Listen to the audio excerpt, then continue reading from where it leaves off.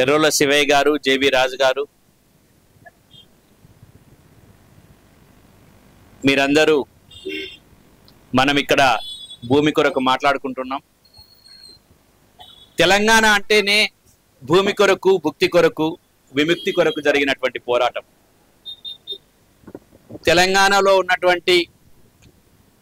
తెలంగాణ వచ్చిన తర్వాత జనాభా నిష్పత్తులు మారిపోయినాయి, కులాల సమీకరణలు మారిపోయినాయి.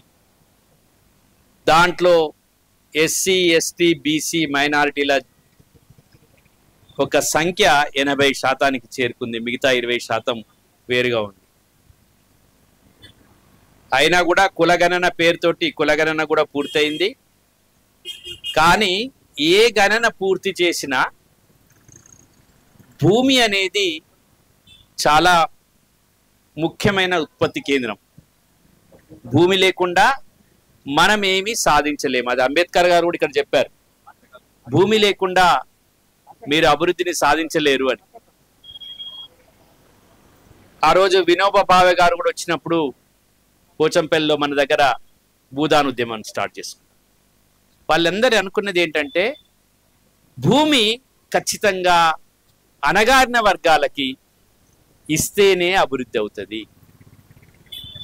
కానీ పాలక వర్గాలు బాగా ఆలోచన చేసినాయి. ఏమని ఆలోచన చేసినాయి అంటే భూమి ఇస్తాం కానీ పనికిరాని భూమి ఇస్తాం, భూమి ఇస్తాం కానీ చేసుకోలేని భూమి ఇస్తాం. వ్యవసాయ భూమిని ఇచ్చేటప్పుడు వాళ్ళు ఎక్కడో గుట్టలలో ఇచ్చిండ్రు, ఆ గుట్టలు మనం చేసుకోలేము.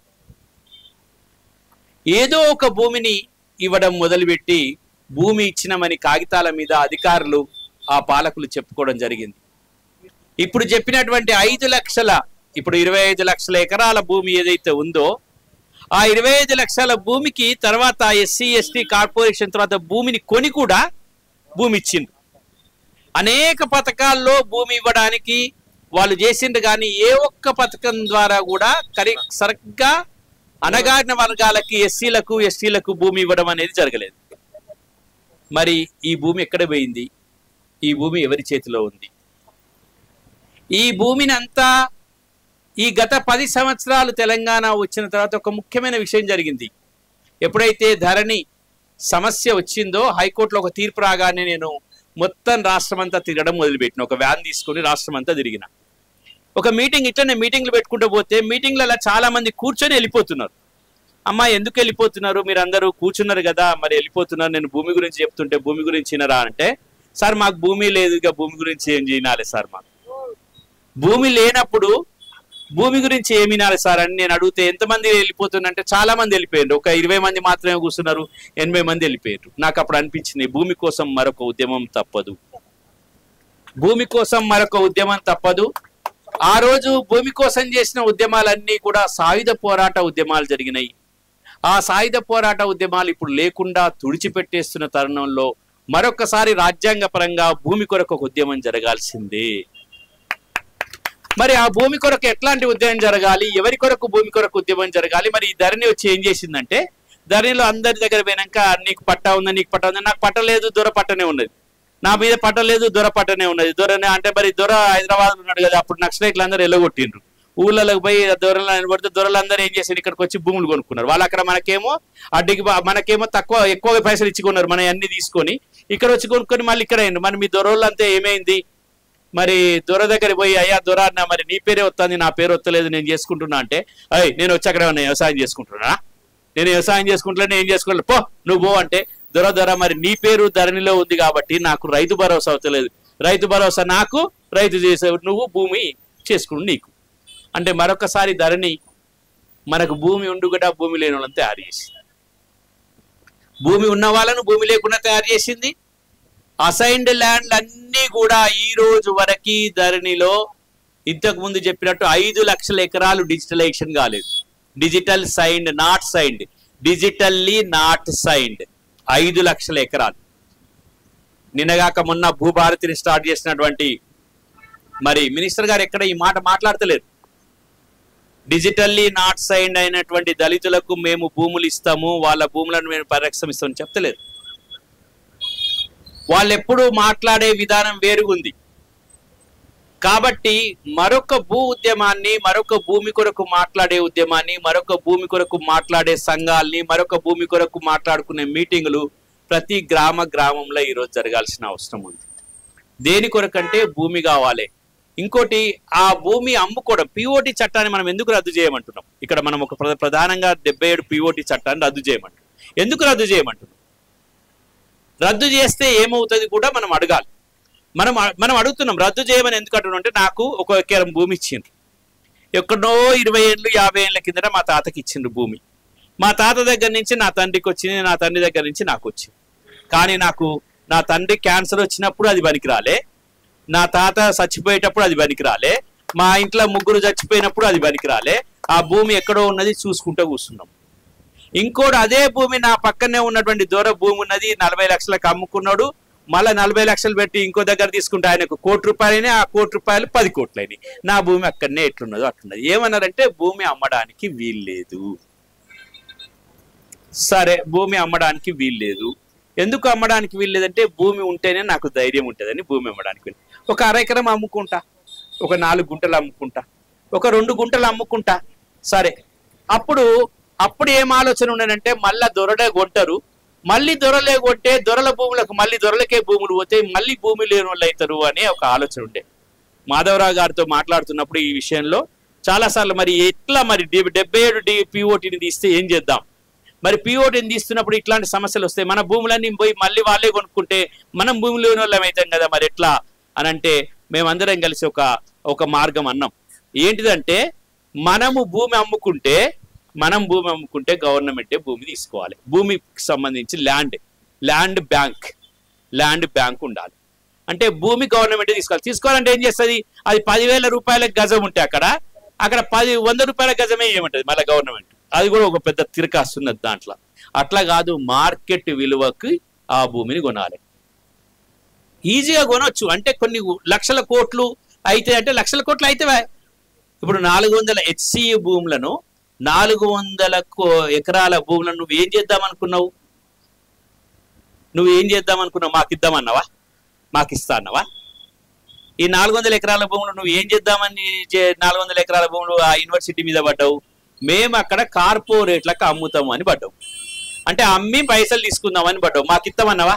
మాకిస్తామనలే కదా. అట్లా మన దగ్గర భూమి సంపద ఉంది. అయితే అదేంటిది, అది మొత్తం కూడా మన లంగ్స్ అంటే మన ఊపిరితిత్తులకు ఆక్సిజన్ ఇచ్చేటువంటి భూమి అది. అంటే అక్కడ అంత వన సంపద ఉంది కాబట్టి దాన్ని నరికెత్తివి.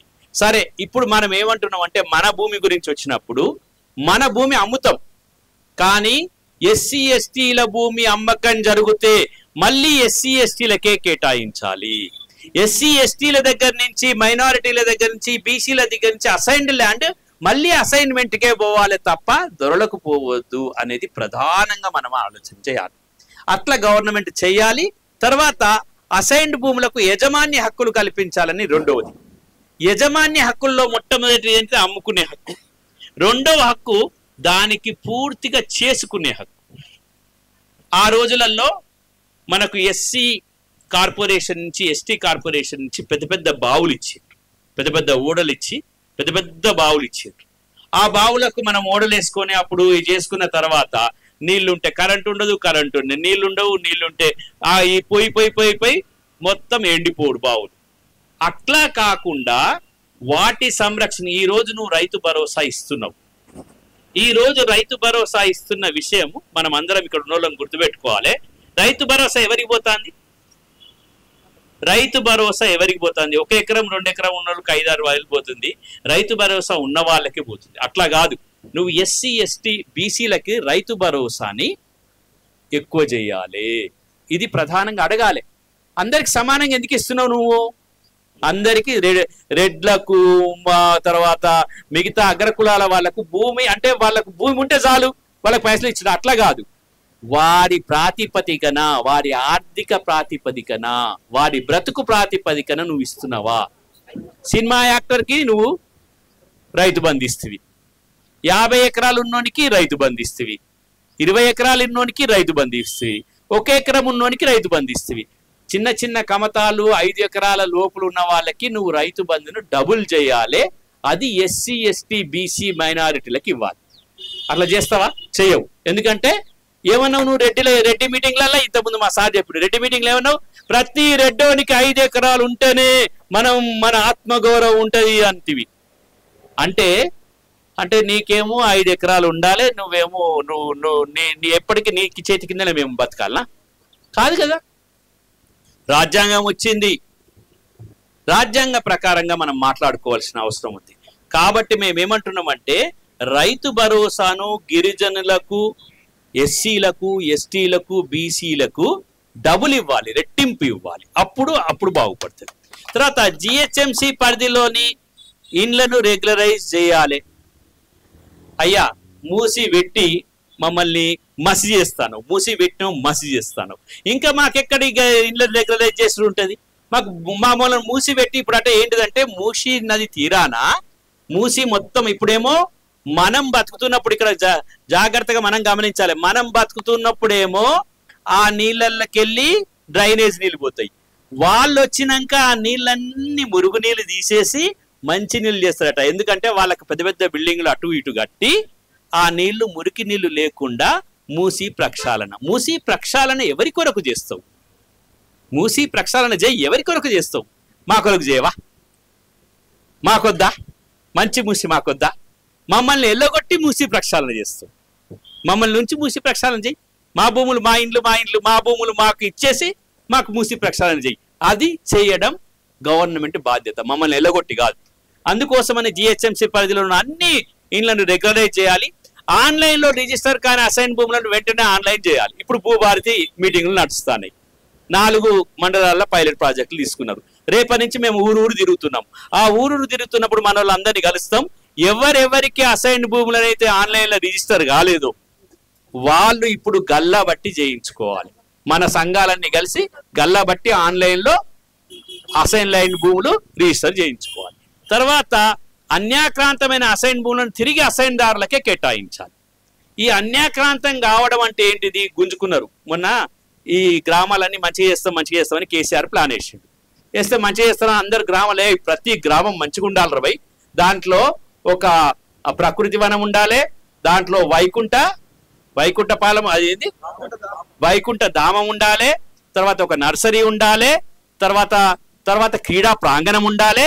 ఇవన్నీ 5 ఉండాలని పెడితే ఆ 5 ఎవరికి తెలుసా? మాయే. ఈ 5 కూడా అసైన్ భూములే. వాళ్ళు ముందుగా ఈ 5టికి వైకుంఠ ధామం మా భూమి కొట్టిండ్రు, మా భూమి తీసుకున్నారు. నర్సరీకి మా భూమి దొబ్బిండ్రు. అన్ని మా భూములే. మళ్ళీ సార్ దగ్గర పోయి సార్ మాకు అసైన్ చేసిన ల్యాండ్ అంటే అది ప్రభుత్వ భూమి కదానే, నీకు అసైన్ చేస్తే నువ్వు యూజ్ చేసినావా? నువ్వు దాంట్లో లేవు కాబట్టి మేము తీసుకున్నాం. ఊరిలో అన్ని వైకుంఠ ధామాలు కానీ ఈ నర్సరీలు కానీ క్రీడా ప్రాంగణాలు కానీ మా భూములే. ఇక మేము అన్ని ఊర్లు చేసినాం మంచిగా చేసినాం అంటే మేము ఎందుకు ఓటేసినాం? వేయలేదు. ఇక నిన్ను పంపించినాం. కాబట్టి ఆ భూములను కూడా అన్యాక్రాంతమైంది. రాజ్యమే అన్యాక్రాంతం చేసింది. The state it self it had taken. రాజ్యమే అన్యాక్రాంతం చేసింది. ఇప్పుడు రేవంత్ రెడ్డికి చెప్తున్నాం, అన్యాక్రాంతమైన మా భూములను మాకు ఇచ్చేసేయాలి. మా భూములు మాకేనని చెప్తున్నాం. మా భూములు మాకు ఇవ్వకపోతే మేమేం చేయాలో మాకు తెలుసు. జిహెచ్ఎంసీ పరిధిలోని మురికివాడలో నివసిస్తున్న పేదవారి ఇండ్లకు యాజమాన్య హక్కులు కల్పించాలి. ఇది అస్సలు చెయ్యం. ఎందుకంటే అది చేస్తే మేము బాగుపడతాం. మేము బాగుపడితే మీ దగ్గర జెండా పట్టుకునేటోడు ఉండడు. మేము ఆ జెండా పట్టుకుంటాం కాబట్టి. మేము బాగుపడితే మీకు పోస్టర్లు వేసేటోడు ఉండడు. మేము బాగుపడితే మీకు జై కొట్టేటోడు ఉండడు. మేము బాగుపడితే మీ పదవులు పోతాయి. అందుకోసం మనల్ని ఎక్కడ ఉండాలో అక్కడనే ఉంచి చేస్తారు. కాబట్టి ఇప్పటికైనా మనం మేల్కొని వాని జెండాలను కానీ వాని ఎజెండాలను కానీ వానికి జై కొట్టుడు కానీ మొత్తం ముందుగా మాకు చేస్తేనే నీకు జై కొడతామని అనుకుంటే మన వర్గాలు మారితే మన తరం మారితేనే మనం చేస్తారు. కానీ వీళ్ళు అట్లా చేసేటోళ్ళు కాదు. కాబట్టి ఆ విషయాలను మనం గుర్తుపెట్టుకోవాలని చెప్తూ భూమి కొరకు ఒక రాజ్యాంగపరమైనటువంటి జరిగే అటువంటి ఉద్యమాన్ని ప్రారంభించాలని, తెలంగాణ నుంచి అది ప్రారంభమవుతుందని, మరొక భూ ఉద్యమాలు తప్పకుండా వస్తాయని ఈరోజు పెద్దవాళ్ళకు కూడా ఈరోజు యోగేంద్ర యాదవ్ వచ్చింది ఇక్కడికి 2 గంటలకు అదే విషయం చెప్పబోతున్నాం. ఒక భూ పోరాటాలు ఖచ్చితంగా స్టార్ట్ అవుతాయి. ఫార్మాసిటీ కానివ్వండి, అక్కడ అటువైపు ఫార్మాసిటీ ఇటువైపు సెంట్రల్ యూనివర్సిటీ, ఇంకో వైపు అన్ని వైపుల నుంచి భూమి మీదనే పడతాండ్రు. భూమి ప్రధానంగా భూమి మీద పడతాండ్రు. ప్రభుత్వాలు దేని మీద పడతాండ్రు? భూమి మీద పడతాండ్రు. ఆ భూమి మీద పడకుండా వాళ్ళను ఎక్కడికక్కడికి మనము నిలవరించాల్సిన అవసరం ఉందని చెప్తూ, ఇటువంటి దాంట్లో మనం అందరం ఐక్యం కావాలి. ఐక్యంగా మనము భూమి కొరకు, అదే భుక్తి కొరకు, అదే మరి ఈ పేదవాళ్ళ నుంచి, ఈ పేదతనం నుంచి ముక్తి కొరకు పోరాడదామని చెప్తూ ఈ అవకాశం ఇచ్చిన మీకు కృతజ్ఞతలు తెలియజేస్తాను.